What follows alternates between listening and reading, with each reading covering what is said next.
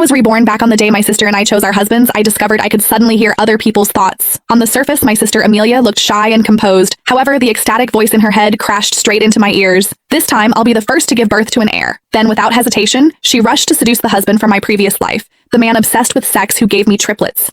Meanwhile, the cold, untouchable man who never even glanced at her in our last life was left to me. She thought she had won. After all, choosing the man with the stronger desire should make getting pregnant easier, right? I watched her excited figure disappear into the distance and slowly smiled. Amelia, this time, you can fall into hell all by yourself. In the center of the hall, attendants carried over 2 bouquets of roses in different colors. The black roses represented Marcus Zillman, the eldest son of the Zillman family and first in line to inherit the family. He leaned back in his chair with a blank expression, like a perfect but cold sculpture. The white roses represented Noah Zillman, the younger son of the Zillman family. He was the illegitimate child. A faint smile rested on his lips, making him look gentle and refined. Before I could even sort out my thoughts, a voice suddenly rang in my ears. This time, I'll be the first to give birth to an heir. It was my sister Amelia Foster's voice. Instinctively, I looked toward her, only to realize her lips were tightly pressed together. She hadn't spoken at all. Her eyes were locked onto the bouquet of white roses like a hunter staring at prey. Just wait, I'll steal him away soon enough. Her voice sounded again. In an instant, I understood. I had been reborn, and somehow I could hear other people's thoughts. From the meaning behind Amelia's words just now, she had clearly been reborn too. Otherwise, she never would have said something like, be the first to give birth to an heir. Sure enough, the next second, she stood up and picked up the bouquet of white roses. Right in front of everyone, she shyly pressed a kiss to the roses. Then she walked straight over to Noah and handed them to him.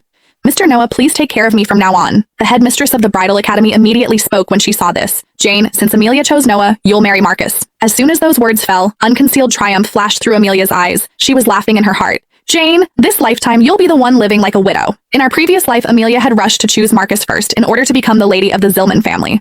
Marcus had a shark-like instinct for profit. In just a few short years, he expanded the Zillman family business across all of Europa. However, everyone knew he stayed year-round in the top-floor suite of the company building and refused to let anyone get close to him. Amelia had tried every possible method, from wearing a revealing nightgown and knocking on his door late at night, to using document delivery as an excuse to enter his study. She even sneaked into his hotel room while he was away on a business trip. Every single time, though, she was mercilessly thrown out and humiliated like a joke. Later, she never became pregnant. At a family banquet, Donna Zillman of the Zillman family publicly declared that Amelia had something wrong with her body before directly kicking her out of the family. Meanwhile, I married Noah. Everyone thought I was unlucky. An illegitimate son had no real power and wouldn't inherit much of the family fortune. But after we got married, Noah became almost obsessed with me. Every day, he stayed by my side shopping and eating with me and taking me on dates. Every late night, the sounds coming from our room made the servants blush whenever they passed by.